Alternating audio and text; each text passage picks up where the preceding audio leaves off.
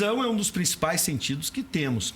Por isso, devemos ter uma série de cuidados, pois ela pode sofrer com alguns problemas ao longo da vida.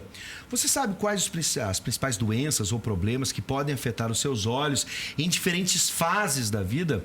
Este é o nosso assunto no quadro de saúde.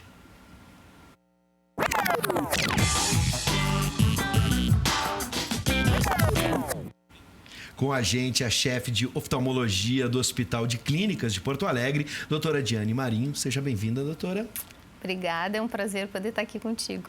Bom, e você aí de casa, se tem alguma dúvida a respeito do assunto, pode mandar para a gente por mensagem de texto pelo WhatsApp, 99588-2374. Bom, para a gente começar, doutora, dados do Conselho Brasileiro de Oftalmologia apontam que cerca de 20% em idade escolar tem algum problema de visão. E olha, eu sofri com isso na escola. As gerações mais novas têm apresentado mais problemas de visão que as outras.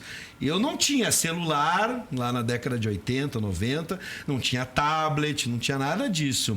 É possível relacionar o uso dessas telas, o tempo na frente do computador, dos tablets, celulares, com esses problemas que têm aumentado cada vez mais no período escolar, na fase escolar? Olha, esse é um problema muito sério e que a gente vai enfrentar, assim, existe uma previsão de que em 2050 metade da população seja míope. Então, assim, a gente já está começando a ver o maior número de pessoas míopes, porque hoje a gente teria mais ou menos assim, uma em cada 4, 25% das crianças, né? E o que a gente vai ver é que isso vai dobrar. E a gente vai enxergar isso nos nossos filhos, nos nossos netos, com certeza. Eu estou pensando se eu tivesse nascido um pouquinho depois, eu ia ser mais míope do que eu já sou. Porque eu não posso, por exemplo, dirigir sem óculos. Com certeza. Não tem como. E está intimamente relacionado com esse enorme estímulo que as crianças estão recebendo desde muito cedo, né? E isso está comprovado que aumenta a chance dessa criança ser míope e de ter uma miopia alta. Porque a miopia não é só o fato assim, vou usar óculos e tudo bem. O olho míope é um olho um pouco mais doente, ele tem mais doenças nas outras partes, como a retina, por exemplo, e que a gente vai enxergar isso no futuro. Bom, eu fico pensando agora, você em casa deve estar... Eu espero que você esteja assustado na medida em que a gente vê cada vez mais mães e pais. Eu vejo em festas de aniversário... Bebês, às vezes. Largam bebês, assim, ficam na frente da tela. Não, deixa que a tela cuide e resolve. Sabe que tem alguns países na Ásia onde eles já têm uma incidência maior de miopia, que eles estão muito preocupados, em que eles obrigam, assim, nas escolas, ter muito mais atividade ao ar livre do que se tinha, porque é preconizado que pelo menos 2 horas por dia a criança saia para a rua, enxergue o horizonte, olhe para longe.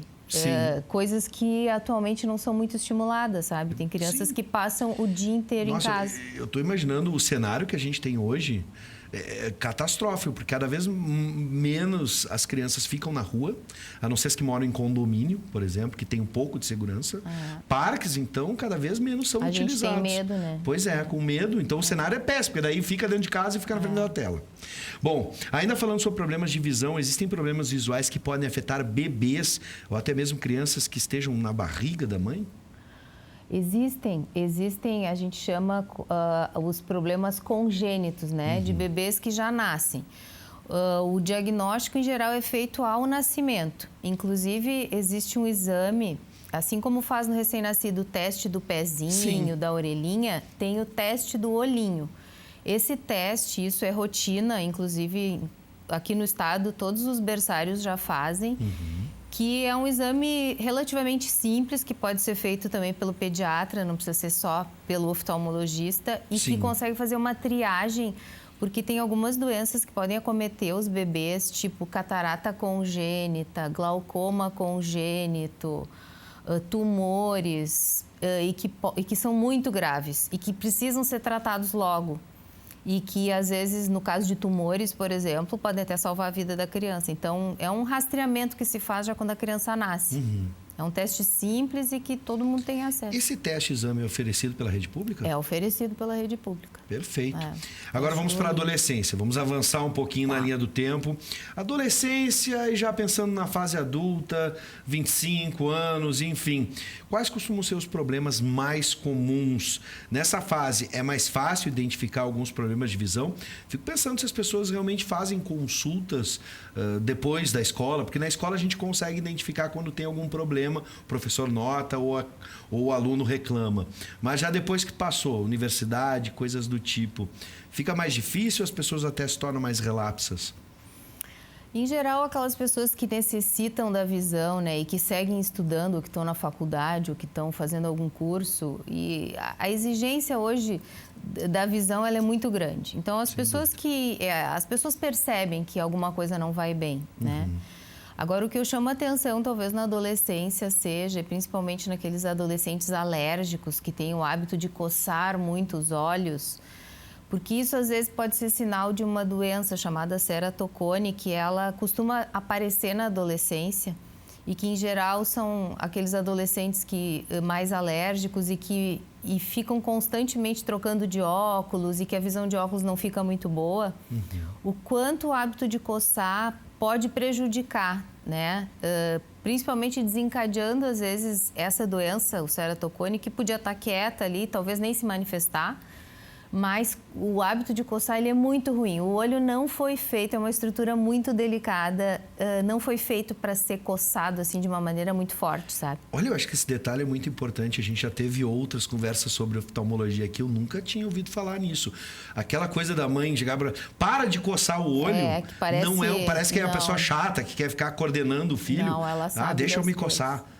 É sério isso? É Coçar sério. o olho pode ser muito prejudicial. Pode ser muito prejudicial, pode ser muito prejudicial. Olha, poucas vezes eu ouvi um alerta tão incisivo sobre e, coçar os olhos. Em geral, é na adolescência que essa doença pode se manifestar. Então, sim.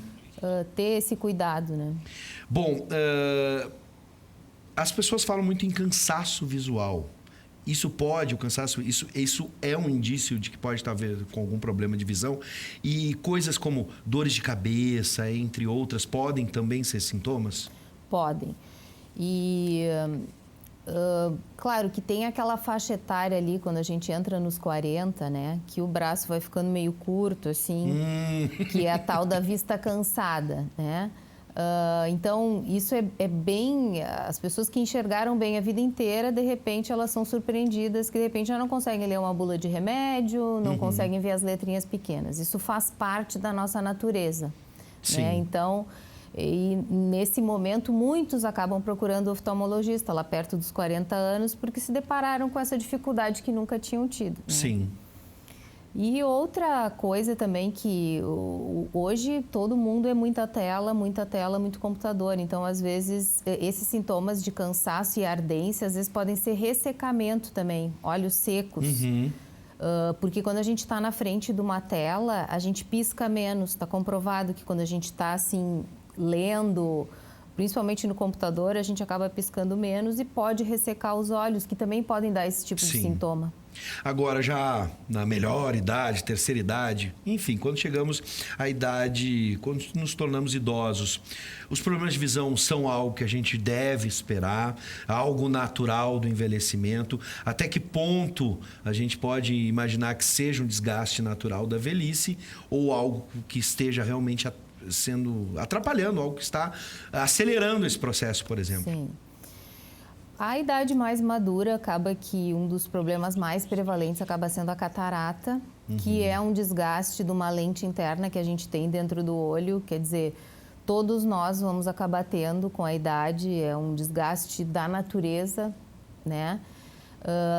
Só que a catarata, hoje em dia, como a gente consegue, na cirurgia de catarata, corrigir pessoas que usavam óculos a vida inteira e que estão com catarata e que fazem a cirurgia, têm nesse momento a oportunidade de se livrar do óculos. Hoje existem muitas maneiras da gente substituir aquele cristalino doente e eliminar o óculos também. Então, acaba sendo, às vezes, né, dentro de uma coisa chata, que é ter que fazer uma cirurgia, às vezes a gente pode resolver outras coisas. Sim. Então, existem soluções muito bacanas para isso. Sim. Né? E outro problema da idade é a degeneração da retina, da mácula, que também é uma doença degenerativa e que existem também tratamentos hoje em dia bem mais melhores do que a gente tinha muitos anos atrás, em que a gente consegue às vezes recuperar a visão ou pelo menos diminuir a progressão dessas doenças, que também acaba sendo um desgaste natural. Bom, agora para fechar, dicas básicas para que a gente possa começar a sua idade agora. Se é mais novo, se já está com 40, que nem eu, o que a gente pode fazer para conservar a saúde dos nossos olhos? Uma coisa eu já aprendi hoje. Para de coçar o olho, evita coçar o olho, tá? Não é algo tão natural e normal assim. Procedência de óculos, por exemplo, o barato sai caro às vezes. Enfim, o que a gente deve fazer para manter a saúde dos nossos olhos? Eu acho que uma das coisas que a gente mais tem que pensar é que assim, o oftalmologista é o profissional ideal para cuidar dessa parte, né? Então, fazer consultas periódicas, né? Então, assim, se você já tem um problema, pelo menos a cada ano e meio, fazer uma revisão. Ou mesmo para quem nunca teve, eu não sinto nada, eu só preciso de óculos para ler. Essa é uma boa oportunidade para você fazer uma revisão, um exame de fundo de olho, ver se a pressão do olho está normal, porque há doenças como glaucoma que a gente só descobre medindo. É uma doença muito traiçoeira, ela é muito lenta, né? E silenciosa. E silenciosa.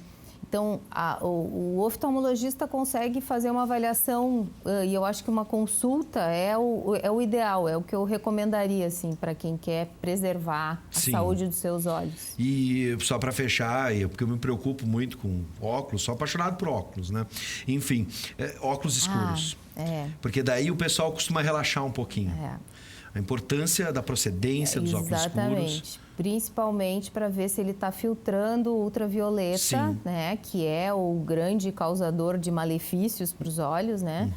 Porque se a gente está usando uma lente que não tem proteção e se expõe ao sol, a gente vai estar aumentando enormemente a irradiação ultravioleta. E hoje a gente tem como medir se o óculos tem proteção ou não, né? A maioria dos oftalmologistas tem, ou mesmo as óticas. É só pedir, eu quero ver se tem, né? Testar. Perfeito. Quero agradecer a presença da chefe de oftalmologia do Hospital de Clínicas de Porto Alegre, doutora Diane Marinho. Seja sempre bem-vinda. Muito obrigado pelas informações.